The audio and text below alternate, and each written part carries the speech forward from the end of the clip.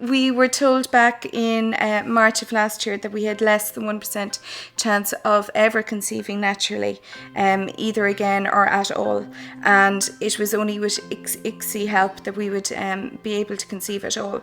And however, I refused to believe that. And with Karen's help, we succeeded in conceiving naturally, and 8 months pregnant now, and very much looking forward to sleepless nights and fun-filled days, and can't wait. Beautiful child,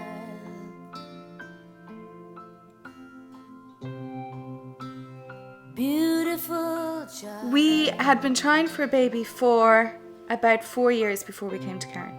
At that stage, we'd kind of given up hope, but I saw the testimonials on Karen's website, and I really, really had an aversion to going to IVF. I didn't want to go down that road. I still really believed that everything was going to be fine. And I was diagnosed then just after that with hemochromatosis and an underactive thyroid as well.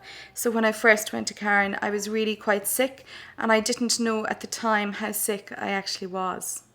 When Catriona came to me for acupuncture in 2011, she was extremely ill, and it was subsequently discovered that she had hemochromatosis, and this explained why she wasn't responding as much as I would have liked to the acupuncture. So I suggested we take a break until her blood levels had normalised. But what we didn't realise was that she had responded to the 5-element acupuncture and fallen pregnant. Unfortunately, due to the hemochromatosis and the low thyroid levels and progesterone levels, we miscarried at about 6 to 7 weeks. The years disappear, much has gone by since then. I bite my lip. Can you send me away? You touch, I have no choice.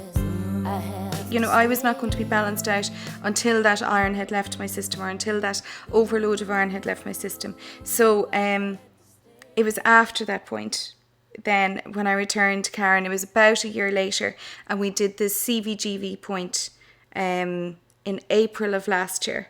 And it was just about at April last year then my husband was diagnosed as having low morphology levels in his sperm, and also DNA fragmentation was at a very high level. So we were told that we had less than 1% chance of conceiving naturally, which I was appalled at because we'd already conceived naturally before. So I knew it could happen. I just needed things to be balanced out to maintain that pregnancy, and to keep everything safe this time.